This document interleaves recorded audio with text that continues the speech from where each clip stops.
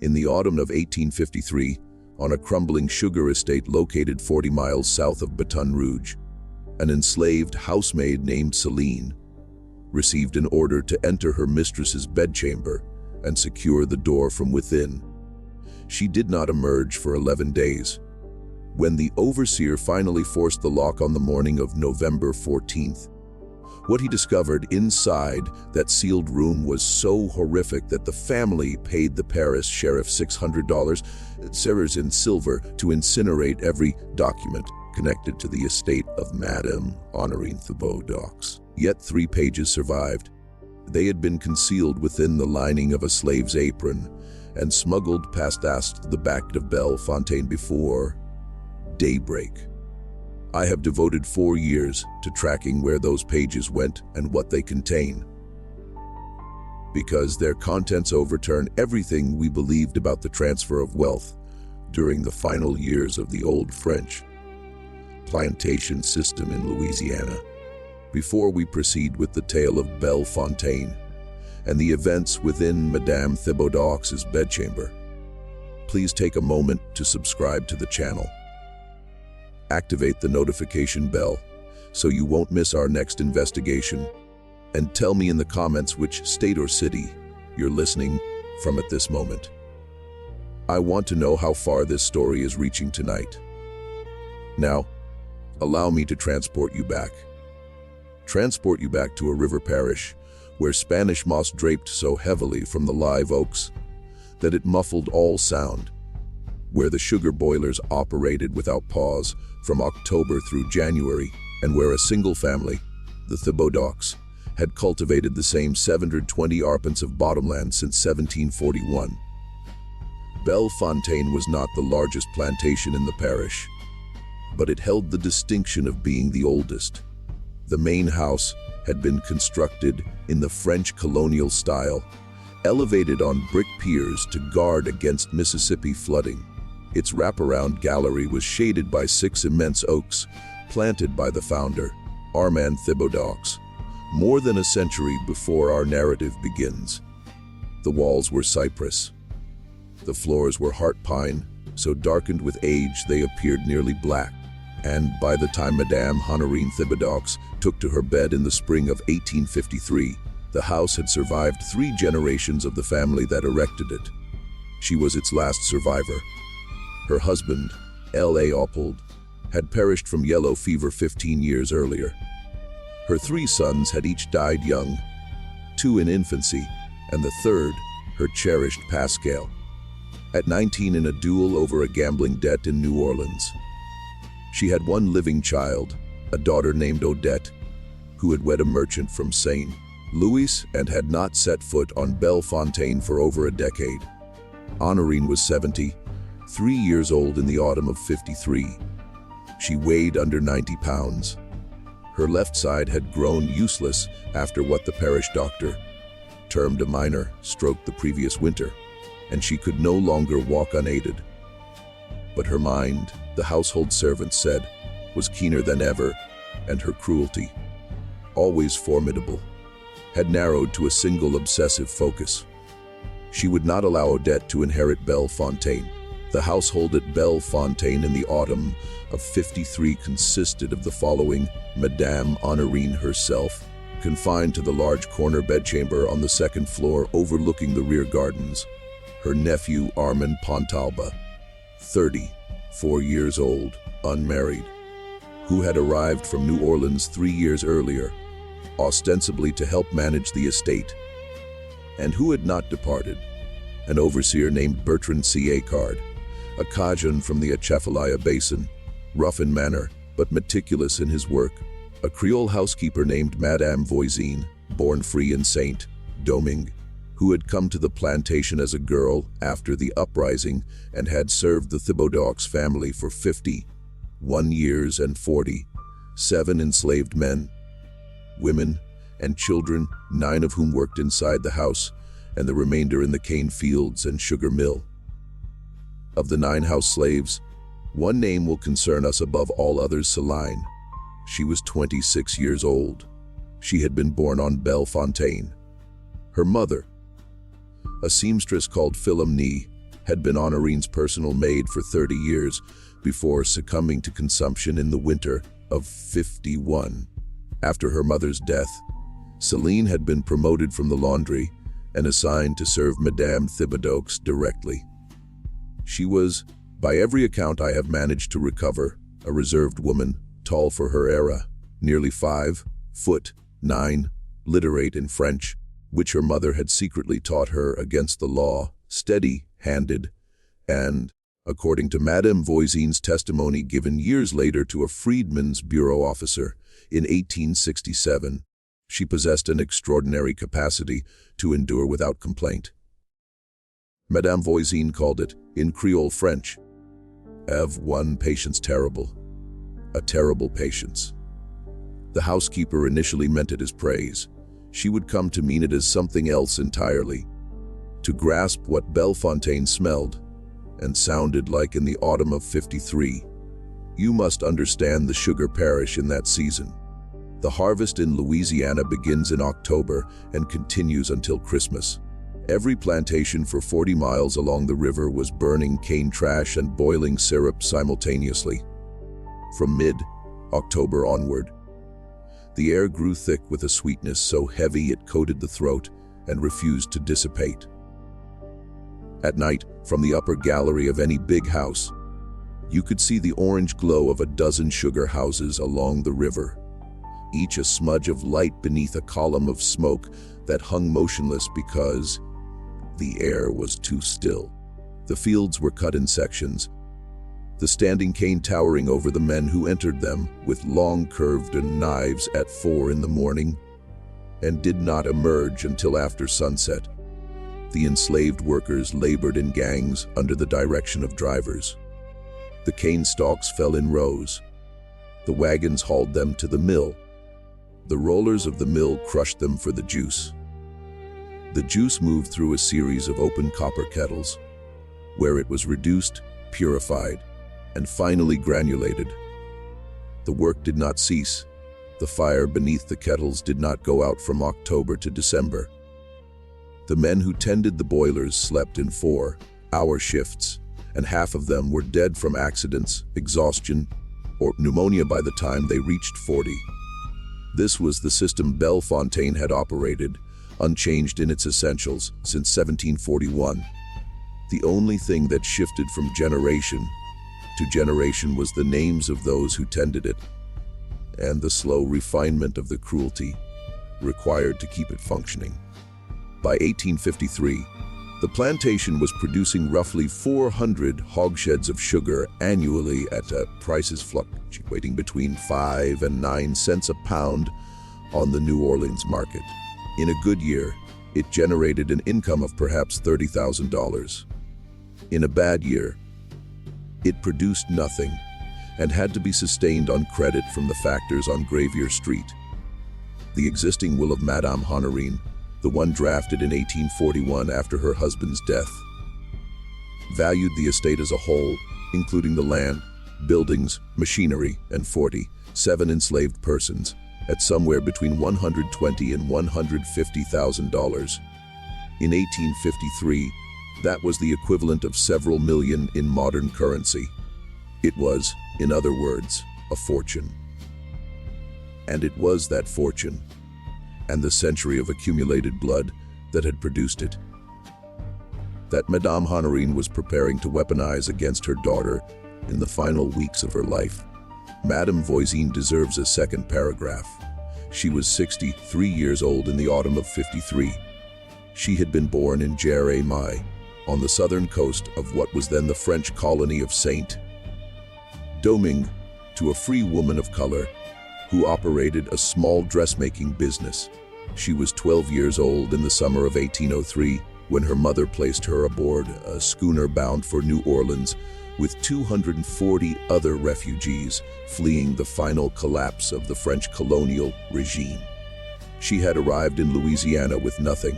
She had been taken into the Thibodeaux household at 14 as a kitchen helper under an arrangement whose details have been lost to the record, and she had risen over 5 decades to become, in all but title, the manager of the house. She had seen Léopold Thibodeaux die. She had delivered 2 of Madame Honorine's children. She had laid out the bodies of both infants on the dining room table for the family to mourn. She had watched Pascal Thibodeaux grow from a thoughtful boy into a reckless young man and had not been surprised, though deeply grieved, when word came back from New Orleans that he had been killed in the duel. She had known Odette from birth. She had known Seline from birth. She understood everything unfolding in the autumn of '53 because she had spent 50 years watching the family that employed her prepare this moment without realizing they were preparing it. And she had decided, though she had not yet told anyone, that she would not permit the old woman upstairs to finish her work. Bertrand Siécard, the overseer, was 39 years old. He was the son of Acadian fishermen from the Atchafalaya Basin, poorly educated, capable, violent when necessary, not sadistic by the standards of his profession, and loyal to whoever paid his wages. He had worked at Bellefontaine for 9 years and knew the cane fields better than any man on the plantation. He did not care for Armand Pontalba. He respected Madame Honorine in the way a man respects a dangerous animal.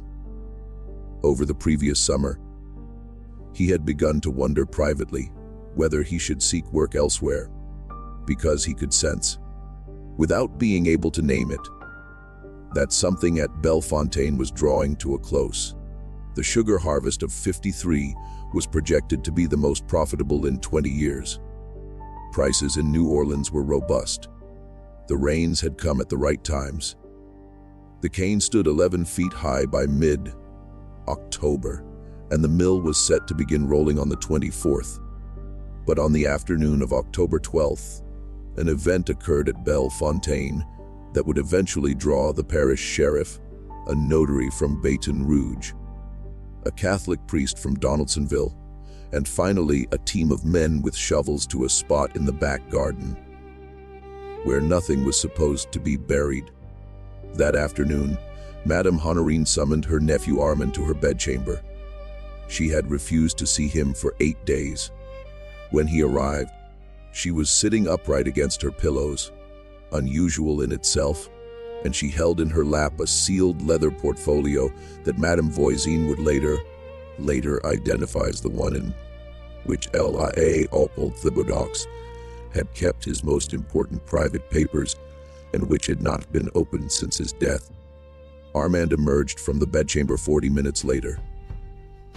He was, according to the kitchen girl who saw him on the back stairs, white as linen. He went directly to the stables. He ordered his horse saddled. Then he rode to Donaldsonville and did not return for 3 days. On the afternoon of October 15th, Armand returned with a notary. The notary was a man named Auguste Delachaise, 61 years old, known throughout the parish as a meticulous drafter of wills and acts of donation. He carried a leather satchel and a case of writing instruments. He was shown directly to Madame Honorine's bedchamber, where he remained for 2 hours. When he came out, Madame Voisin asked him in the corridor whether Madame was intending to revise her testament. The notary looked at the housekeeper for a long moment. Then he said, in careful French, that what Madame Thibodeaux was intending was not a revision. He descended the stairs without further explanation and rode back to Donaldsonville. That evening, Seline was called upstairs. She had served Madame's dinner in the bedchamber every evening for 2 years. This was not unusual. What was unusual was the instruction she received upon entering. Madame Honorine, propped against her pillows by the bolsters her housemaid had arranged that morning, told Seline to set down the tray and close the door. Seline closed the door. Then Madame Honorine told her to turn the key in the lock. Seline turned the key. Then Madame Honorine, in a voice so low that Seline had to step closer to the bed to hear it, told the young woman that she was to remain in that room. not leaving for any reason except to empty the chamber pot in the adjoining closet, and that Madame Voisin would bring food to the door at intervals, but would not be permitted to enter. Seline was to sleep on the small daybed at the foot of Madame's bed. She was not to speak to anyone through the door. She was not to pass any object out of the room, and if anyone, including Monsieur Armand, attempted to enter, Seline was to refuse. Seline, who was 26 years old and had been owned by this family her entire life, who had watched her mother die in a drafty room behind the kitchen because Madame Honorine would not permit a doctor to be called for a slave, said nothing. She set down the tray. She turned back to the door. She locked it, and for 11 days she did not come out. It would be easy at this point to leap ahead to the morning of November 14th, and to what the overseer discovered when he broke the lock. I will not do that yet, because what matters most about Bellefontaine in the autumn of '53 is not what was found inside that room at the end. It is what was being done inside that room during those 11 days. And to understand that, we must understand what Madame Honorine Thibodeaux was willing to destroy in order to feed her hatred of her only surviving daughter. Odette Thibodeaux had married at 19 a St. Louis merchant named Hyacinthe Cailloux. Hyacinthe was American by then, though his family was of French descent from the upper Mississippi. He was a commission merchant in the river trade, respectable, prosperous, a Catholic. By every reasonable measure, he was an acceptable match for the daughter of a Louisiana planter. But Madame Honorine had never forgiven him for one thing. At the wedding dinner at Bellefontaine, Hyacinthe Cailloux had made a remark in the presence of 14 guests, including the priest and the parish judge, to the effect that the days of the plantation system were numbered, and that a man of vision would prepare to diversify his wealth into northern manufacturers and St. Louis real estate. He had meant it kindly, as advice to his new mother-in-law, whose husband had recently died, and whose estate he worried might not survive the coming decades unaltered. Honorine had heard it as an attack on everything her family had built for 100 years. She had heard it as a prediction of her defeat, and she had begun, from that night forward, to plan how Odette and Hyacinthe Cailloux would never inherit one arpent of Bellefontaine. Under Louisiana law, this was not easy. Louisiana alone among the states retained the Napoleonic Code, and with it the doctrine of forced heirship. A parent could not simply disinherit a child. A portion of the estate, called the valet guidemi, was reserved to the children by operation of law, and no will or act of donation could defeat it. If Odette was Madame Honorine's only surviving child, Odette was entitled by the black letter of the law to 3/4 of the succession. Honorine could give the remaining quarter, called the disposable portion, to whomever she pleased. But Odette's 3/4 she could not touch. Not by will, not by sale on favorable terms to a nephew, not by any ordinary act, unless Madame Honorine could prove, by documentary evidence filed before a notary, that Odette had committed against her mother one of the specific acts recognized by Article 1521 of the Civil Code as grounds for disinheritance. There were 10 such grounds in Louisiana in 1853. They included striking a parent, attempting to take a parent's life, refusing to ransom a parent held captive. Most of them required physical acts committed under specific witnessed circumstances. They were in practice almost impossible to prove, except the ninth. The ninth ground for disinheritance under the Civil Code of 1825, as it stood in Louisiana in the autumn of '53, was this: a child who had refused food to a parent in necessity could be disinherited by the parent, if the fact was established in authentic form before a notary and 2 witnesses, and if the act of disinheritance specified the cause, and if the cause was sworn to by the parent in writing under oath, while of sound mind. Madame Honorine Thibaudaux intended to swear in writing under oath before the notary Auguste Delachaise that her daughter Odette had refused to send her. During the previous winter of her illness, the remittances Odette had promised. She intended to swear that she had written 3 letters to Odette requesting assistance, and that none had been answered. She intended to produce those letters, or copies of them, in her own hand, and to produce also the drafts she claimed she had mailed, and which she claimed her daughter had never acknowledged. She intended, in short, to fabricate, in the intimacy of her locked bedchamber, the documentary record of a crime that had never occurred.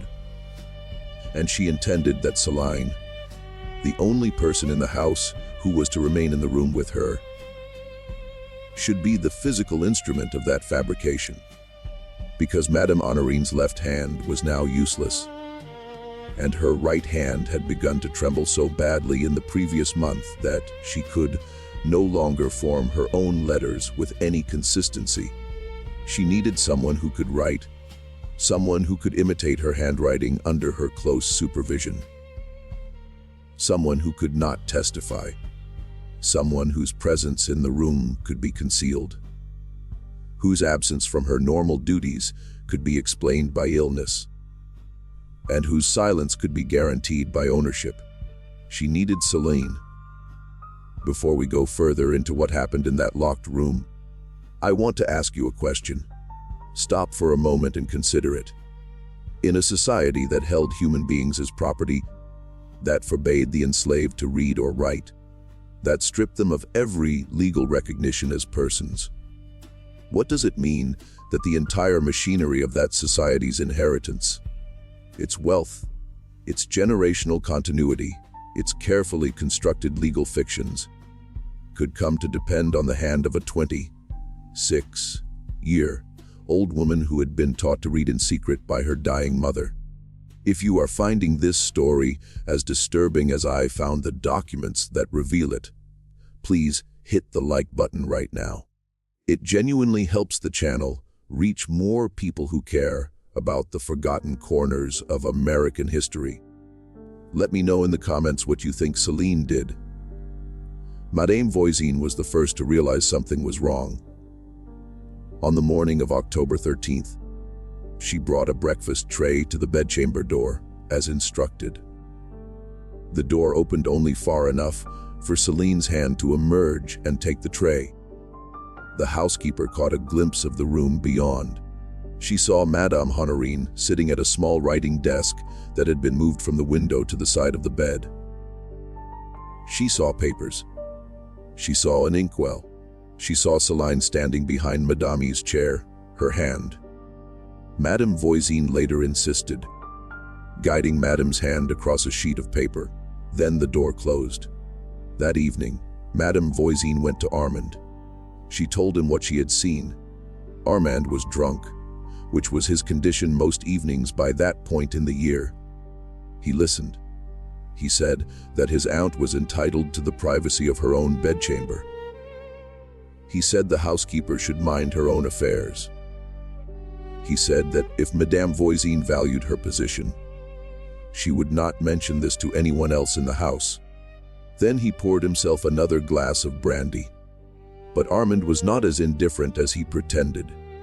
That same night, after Madame Voisin had gone to her own quarters, he walked up the stairs and stood outside his aunt's bedchamber for a long time.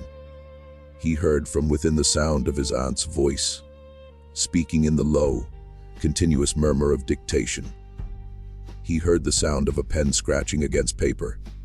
He did not hear Seline's voice at all. He went back down the stairs. He wrote a letter to the notary Delachaise in Donaldsonville. He gave the letter to the stable boy with instructions to ride before dawn. And then he began to wait. What Armand wanted in the autumn of '53 was a little more complicated than it appeared. He was Madame Honorine's nearest male relative after her daughter. He was a Pontalba on his mother's side, a Thibodeaux by blood through his grandfather. He had come to Bellefontaine in the spring of '50 because he had gambled away his own inheritance in the New Orleans Pharaon houses and had nowhere else to go. His aunt had taken him in reluctantly. She had given him the north guest room and an allowance of $40 a month. She had made clear repeatedly, in his presence and in the presence of others, that he would inherit nothing.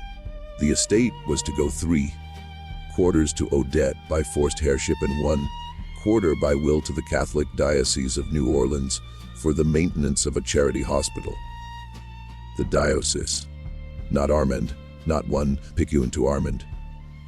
But in the last 2 years, something had changed. Madame Honorine's health had collapsed. Her hatred of her daughter had grown monstrous. And Armand had begun to understand that if he was patient, if he was useful, if he was present when the notary came, he might find himself named in the New Testament for a larger share than the disposable quarter would ordinarily suggest. He had in fact believed, until October 12th, that this was what was happening. He had believed that his aunt was making him her residuary legatee, that she would use her disposable portion to give him everything she legally could, and that he would manage the remaining 3/4 on Odette's behalf as executor for years, perhaps decades. But what he had heard in his aunt's bedchamber on October 12th, when he had been summoned and shown the sealed leather portfolio, was something else entirely. His aunt had told him that she intended to disinherit Odette altogether, completely, by sworn affidavit under Article 1521, and she had told him that she would then leave the entire estate. Every arpent, every slave, every stick of furniture, by New Testament to 2 parties jointly, himself, Armand Pontalba, to receive 1/2, and the Diocese of New Orleans to receive the other half in trust for a foundation in the name of her dead son Pascal. Half of Bellefontaine, half of 720 arpents of sugar land, half of 47 slaves, half of the house itself, the oldest French colonial house in the parish, with its cypress walls, its heart pine floors, and its 6 enormous oaks. It was more than Armand had ever dreamed, and he had walked out of that bedchamber on October 12th white as linen, not because he was horrified. He had walked white as linen because he understood at last that he had become necessary to his aunt's revenge, and because he understood that revenge would make him rich, and because some part of him, the part that still remembered being a boy and being held by his aunt on the gallery at Bellefontaine on a summer evening 30 years before, recoiled at what he was about to help his aunt do to his only cousin. He recoiled, and then he rode to Donaldsonville and brought back the notary. The notary, Auguste Delachais, deserves a paragraph of his own. He was not a bad man. By the standards of his time and profession, he was a conscientious one. He had drafted testaments for 40 years in the river parishes and had seen every variety of family cruelty that wealth can breed. He knew when he arrived at Bellefontaine on October 15th what Madame Honorine was proposing. He had received her preliminary letter the week before. He had read Article 1521 3 times on the ride to the plantation. And he had made, before he dismounted in the oak alley, a private decision.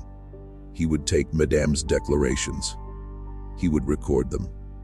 He would take the evidence she presented, but he would not certify the act of disinheritance until he had personally written to Odette Cayleux in St.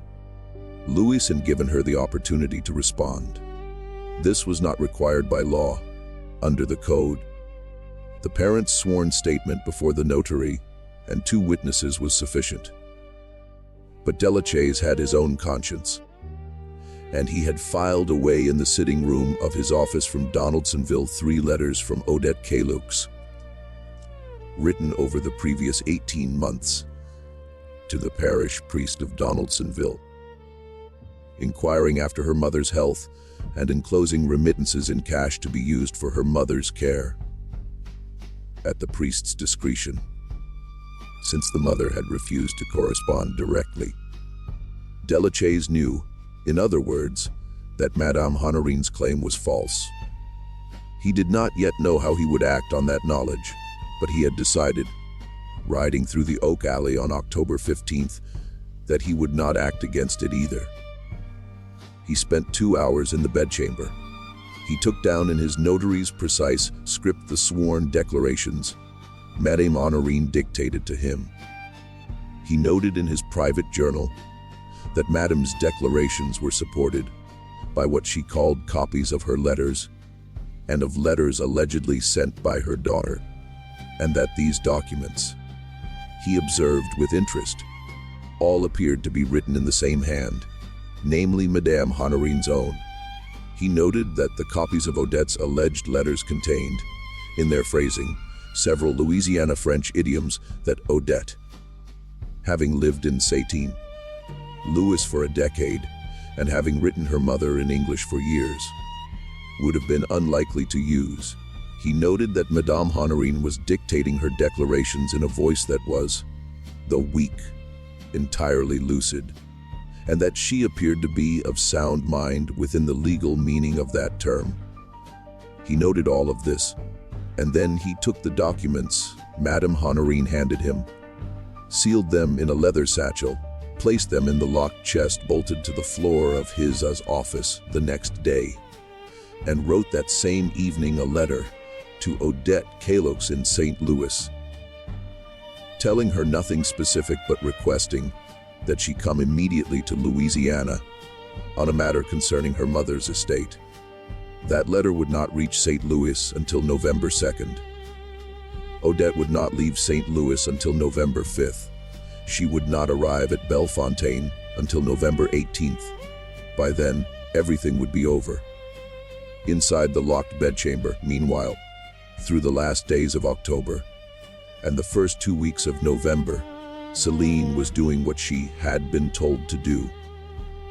And it was something almost no one in the house understood, because almost no one in the house could have done it.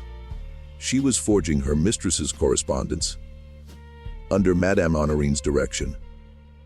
Sitting at the small writing desk beside the bed, Seline was producing, one after another, the letters that would constitute the evidence of Odette's alleged refusal of support. There were 3 categories.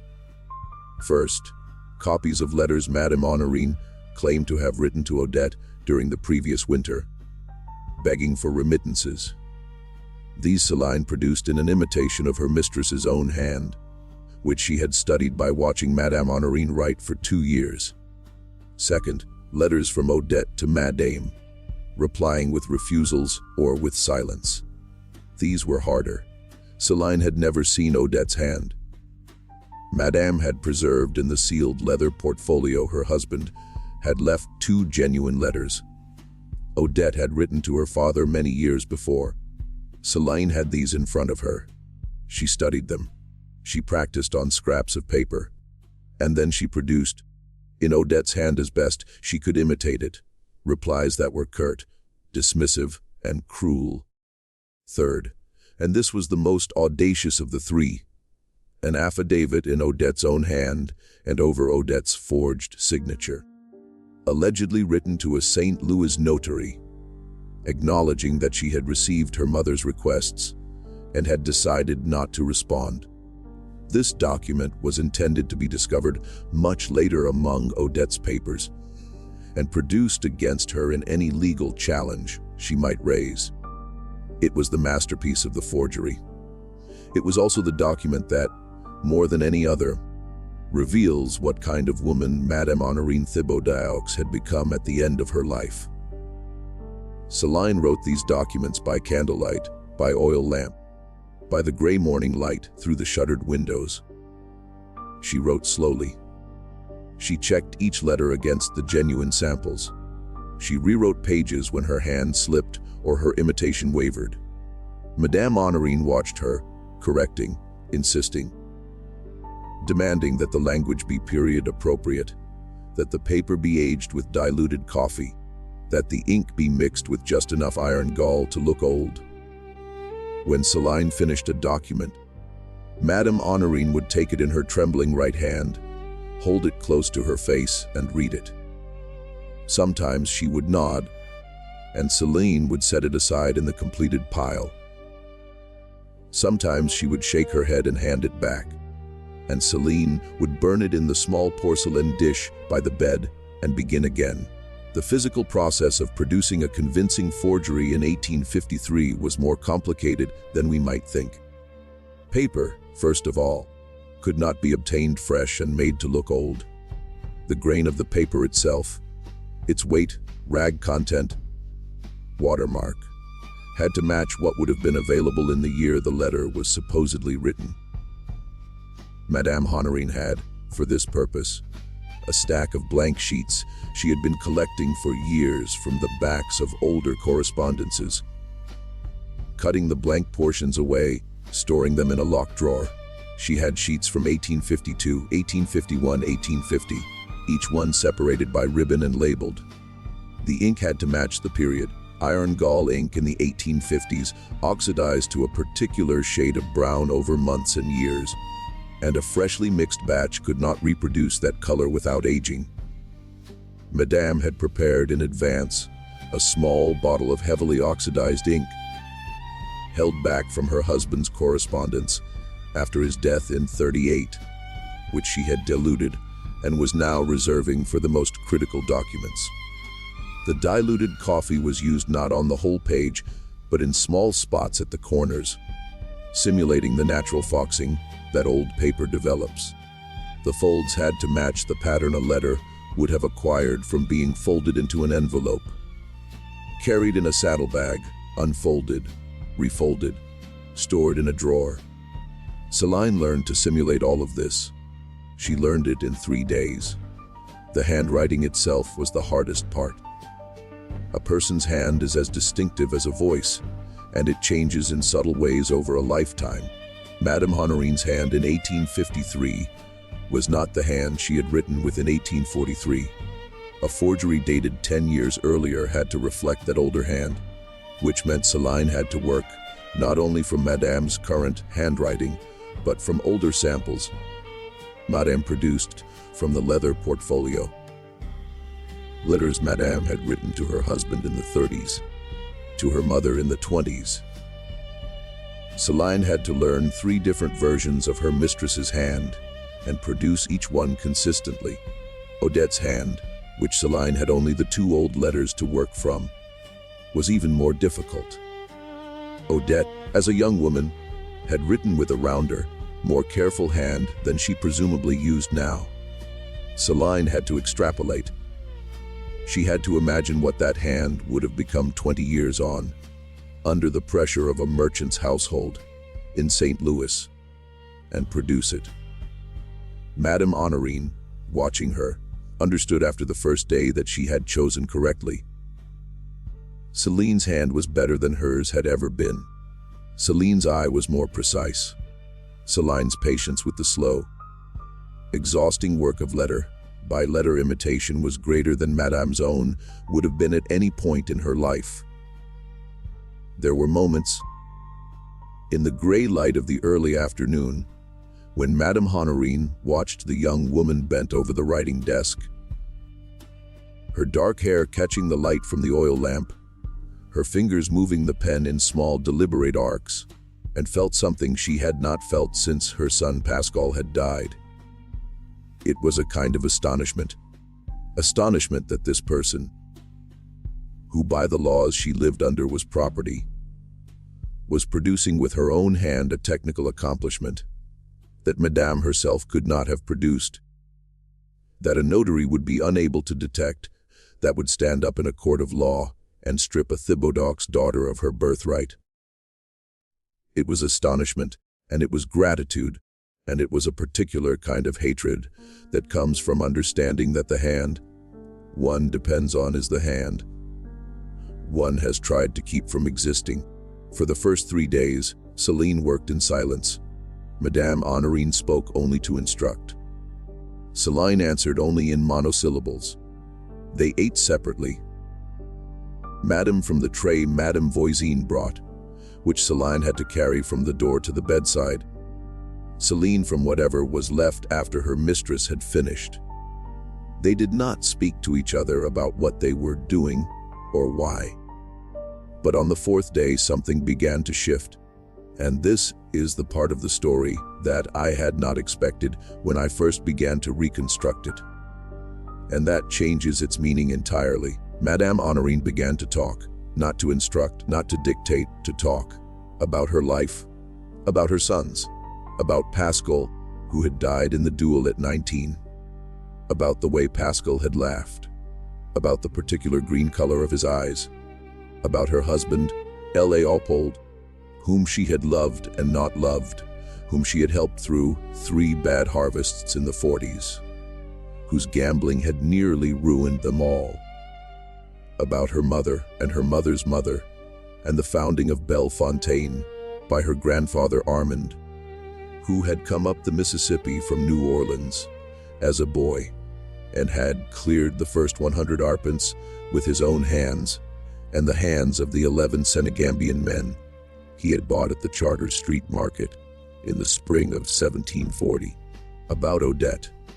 About the way Odette, as a child, had been afraid of the storms that rolled in off the Gulf, and how Honorine had sat with her daughter through those storms, and how Honorine had believed in those moments that she loved her daughter more than she had ever loved anyone.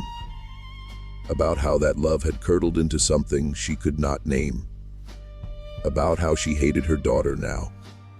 How her hatred was the only thing keeping her alive. How she knew with perfect clarity, that this hatred was evil and that she was going to die with it, that she was going to take everything she had and throw it into the mouth of that hatred before she went. Seline listened. She kept writing. Sometimes Madame Honorine would fall silent for long stretches, and Seline would work alone. The only sound in the room the scratch of the pen. Sometimes Madame would begin to weep, which was not like her, and Seline would put down the pen and bring her water in the small silver cup. Sometimes Madame would reach out her trembling right hand, and Seline would take it.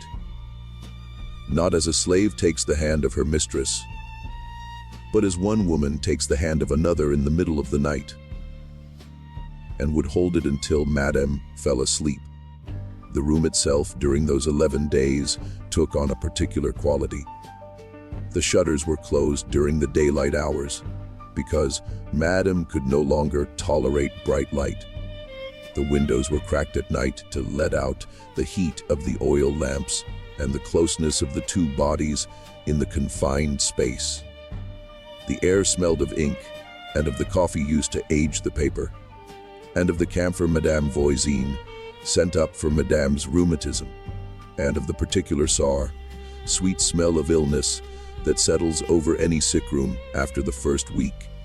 There was a large carved armoire against the wall opposite the bed, its doors closed, which Madame had said nothing about, and which Seline did not open.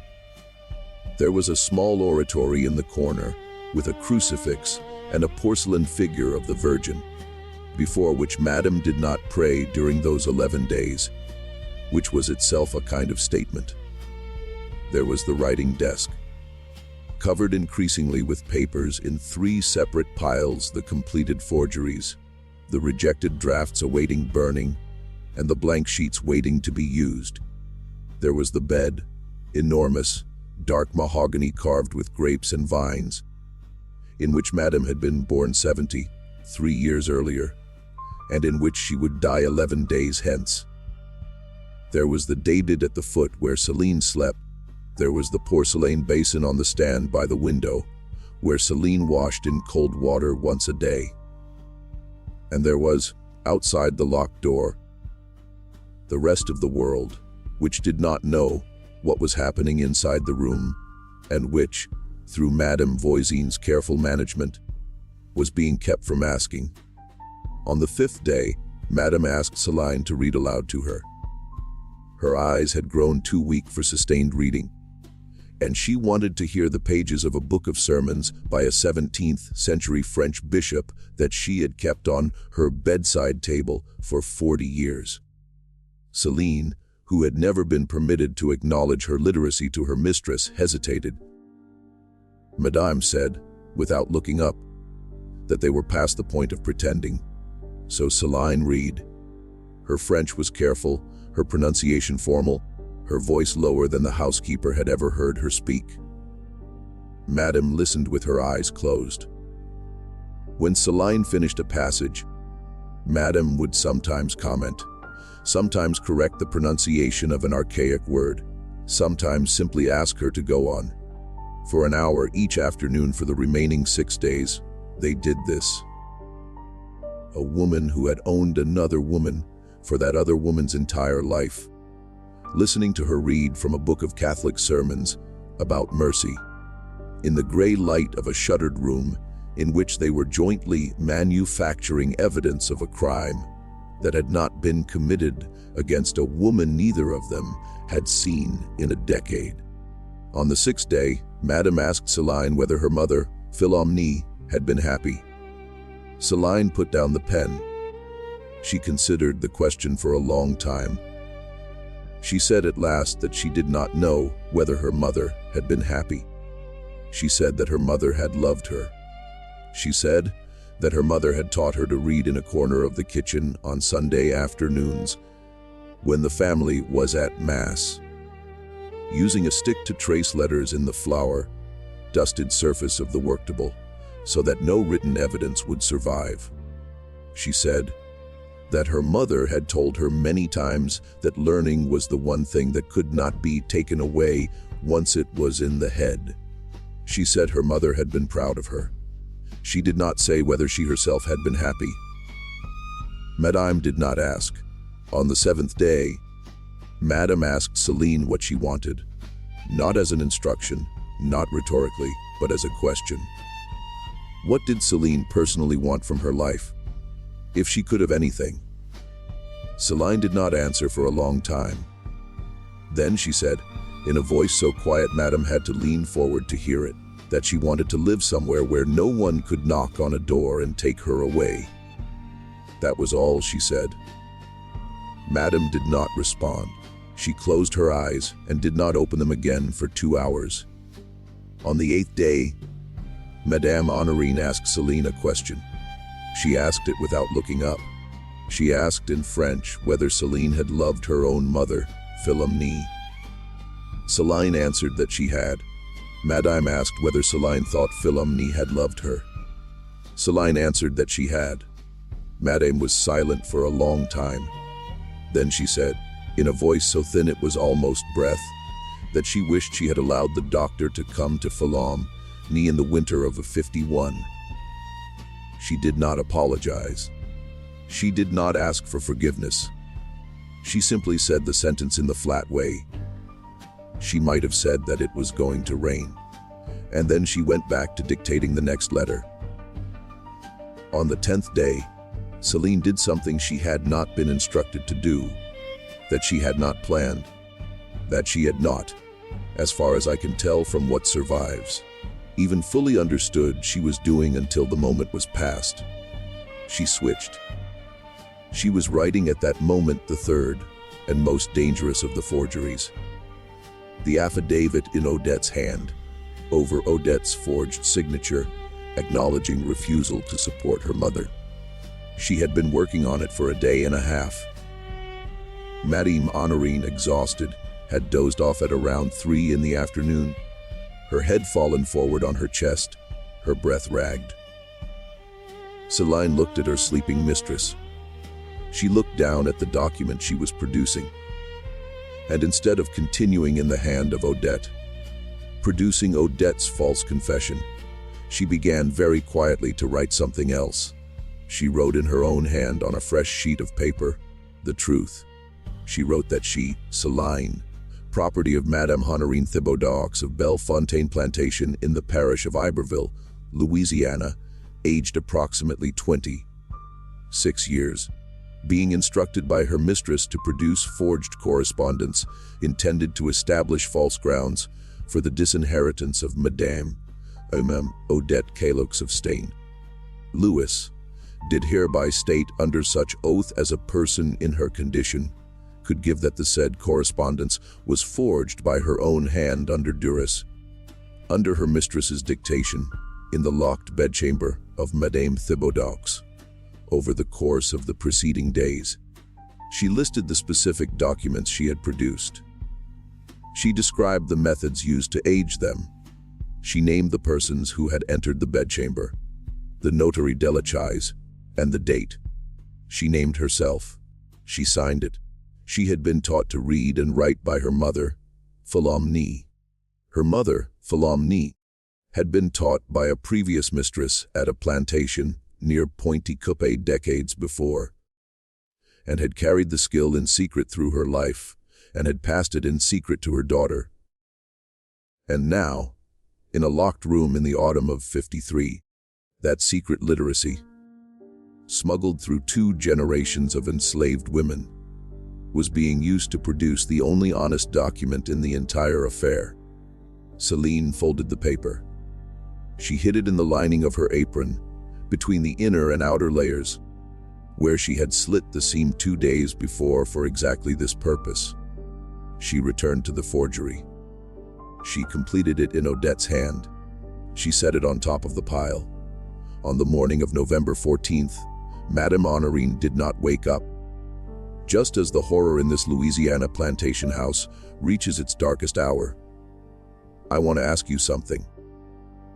If what you are hearing tonight is holding you the way it held me when I first uncovered these documents, please share this video with a friend who loves dark American history.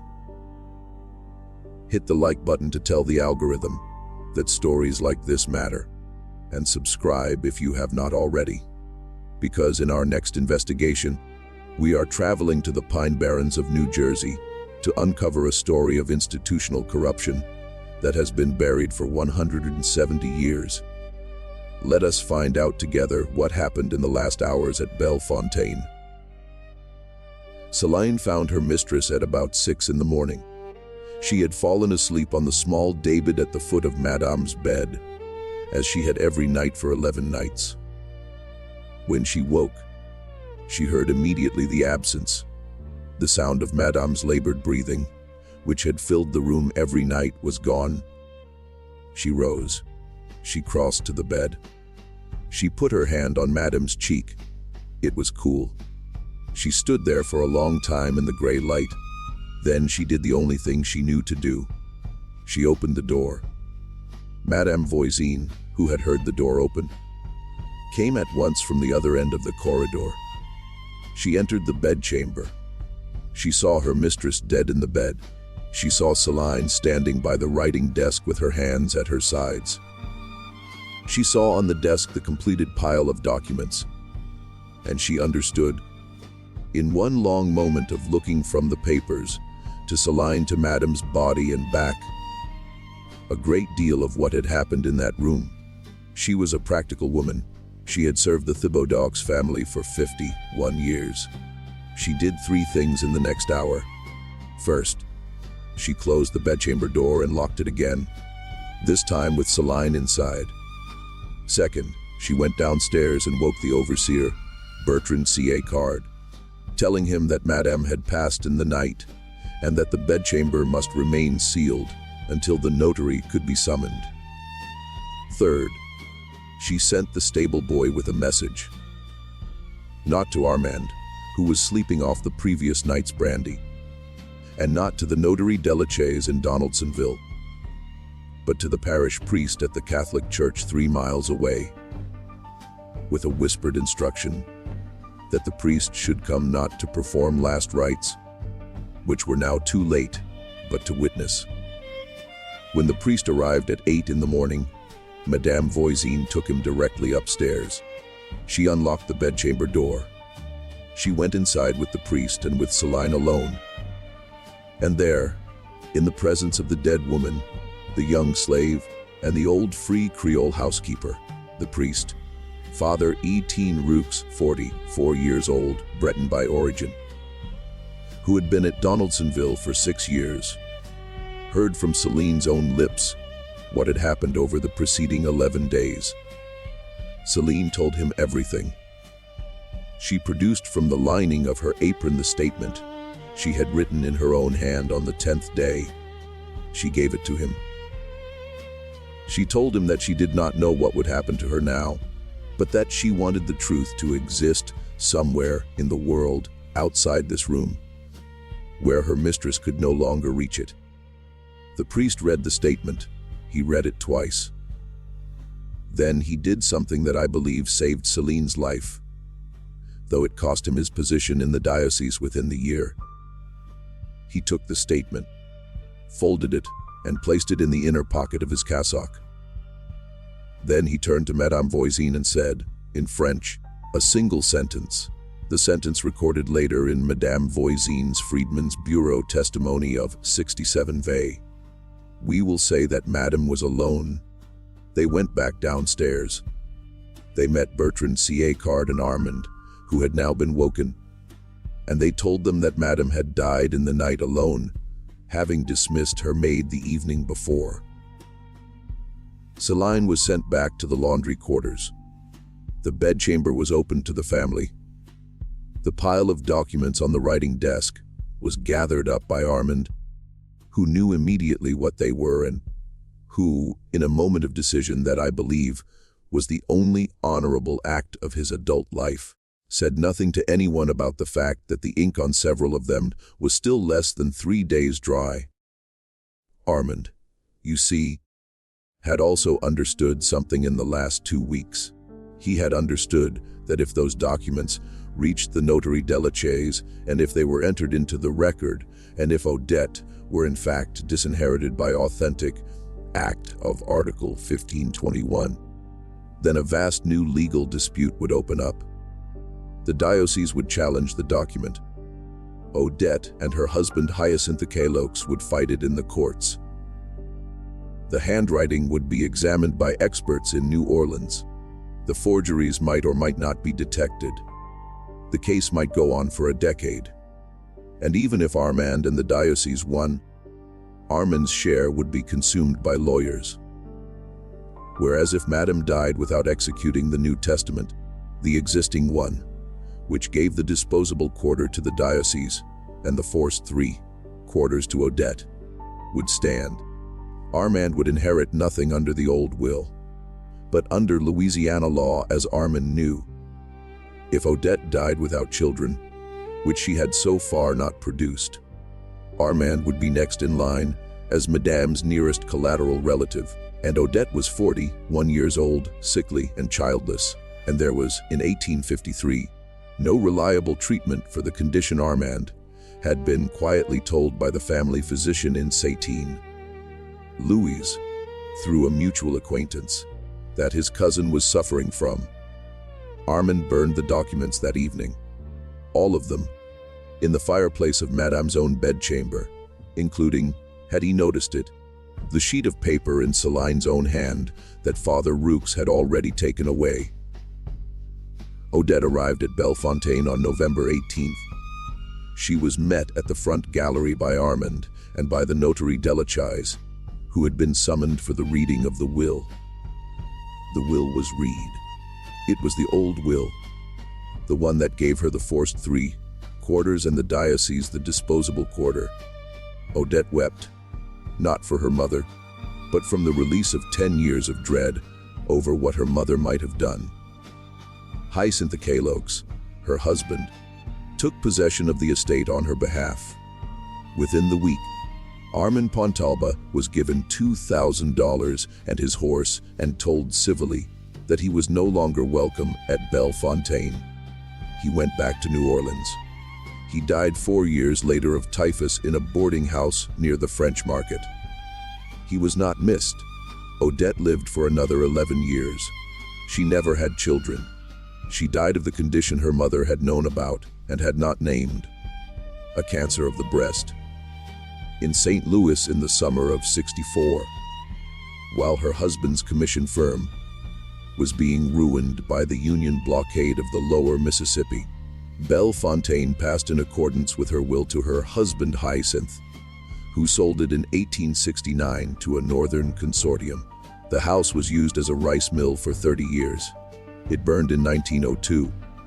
The foundations can still be seen in a cleared field 2 miles off the river road by anyone who knows where to look. Father Etienne Roques left the parish of Donaldsonville in the spring of 1854 under what the diocesan records describe as a disagreement with his bishop. He went north. He served a small mission parish in Illinois for 20 years. He died in 1876. Among his papers, when they were sent back to the diocesan archive in New Orleans after his death, was an envelope marked in French with a single phrase, La vérité de Bellefontaine, the truth from Bellefontaine. Inside were 3 sheets of paper. 2 were his own notes, made after the events of November 14th. The third was Seline's statement in her own hand. That envelope sat in the diocesan archive unfiled and uncatalogued for 97 years. It was discovered in 1973 by a graduate student working on a dissertation about Louisiana succession law.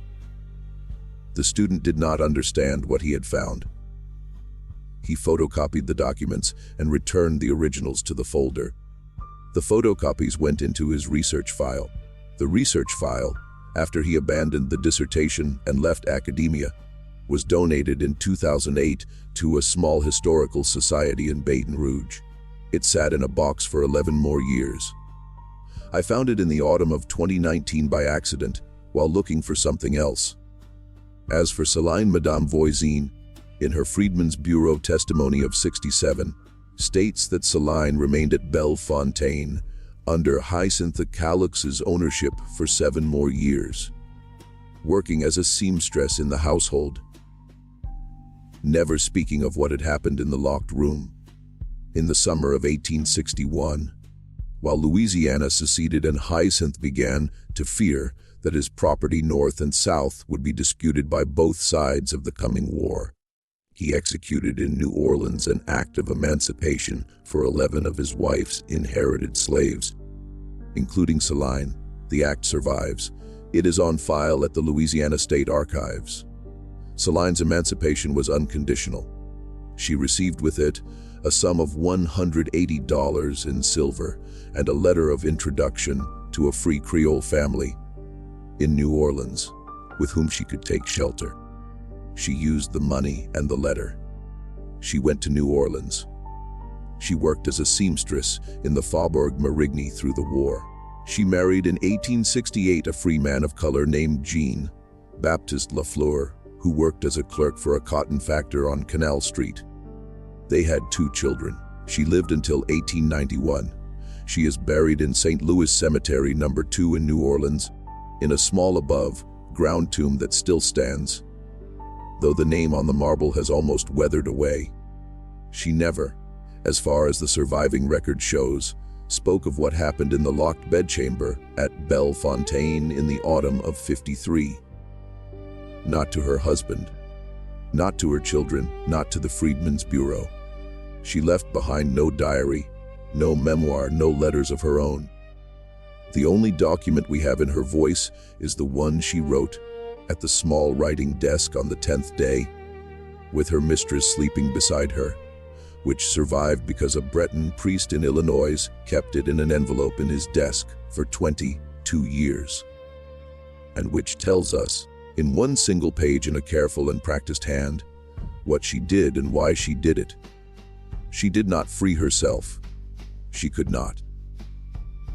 The forgeries she produced for her mistress were destroyed with her mistress's death before they could do any damage, and her own honest statement was preserved by chance and conscience in places she never knew. The crime she was ordered to commit was never executed. The daughter was not disinherited. The plantation did not pass to the nephew. Everything her mistress tried to do in those 11 days was undone by her own death before it could take effect, and Seline's single honest document, which would have blown the forgeries apart, had they ever been presented to a court, sat undisturbed for almost 170 years. But consider what she did. In a society that denied her every form of legal personhood, she produced, from inside a locked room, in which she was held as an instrument of her mistress's hatred, a document that asserted her own existence as a moral witness. She described what she was doing. She refused to allow the record of it to rest only in the hands of the woman who had compelled it. She carried it out of the room in the lining of her apron. She placed it in the hands of the one free person she thought might preserve it. And she went back to her work in the laundry and said nothing and waited. The horror of Bellefontaine is not that a cruel old woman tried to disinherit her daughter. Cruel old women have been trying to disinherit their daughters for as long as there have been inheritances. The horror is the machinery.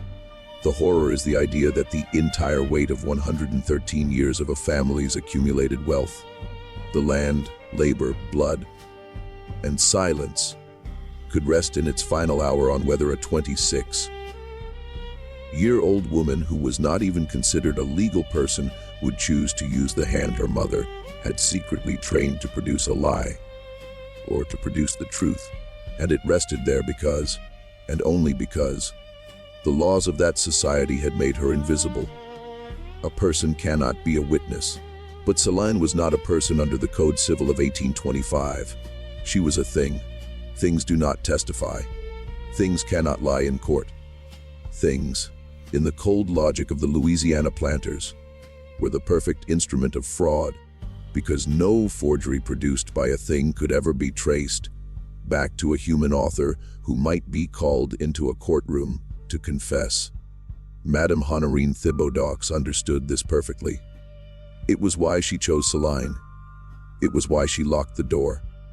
It was why she believed, as she dictated her lies in the gray October light, that she had solved the problem of her forced hair daughter once and for all, by simply reaching for the one witness in her household who could never be a witness. She was wrong, not because the law changed.